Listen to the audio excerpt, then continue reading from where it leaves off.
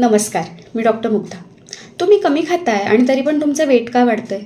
याचं कारण insulin resistance असू शकतो. आपण जेव्हा जेवतो तेव्हा आपल्या शरीरामध्ये इन्शुलिन नावाचा एक हॉर्मोन तयार होतो. याचं काम असतं आपल्या शरीरातील शुगर सगळ्या पेशींपर्यंत व्यवस्थितपणे पोहोचवणं. पण खूप वेळा आपल्या शरीरातील पेशी या इन्शुलिनला योग्य तो प्रतिसाद देत नाहीत आणि त्याच्यामुळे आपल्याला दिसून येतो इन्शुलिन रेझिस्टन्स. जेव्हा आपल्याला ही शुगर सगळ्या पेशींपर्यंत व्यवस्थित पोचायची असते, ती जर होत नसेल तर अजून इन्शुलिन सिक्रेट करायला लागतं आणि मग हळूहळू आपल्याला दिसून येतं की आपलं बेली फॅट वाढतं आहे, सतत थकवा येतो आहे, खूप गोड खायची इच्छा होते आहे, खूप प्रयत्न करूनसुद्धा आपलं वेट लॉस होत नाही आहे. आत्ताच जर आपण याच्याकडे काळजी घेतली आणि जर दुर्लक्ष केलं नाही तर प्री डायबिटीस किंवा डायबिटीस आपल्याला होणार नाही.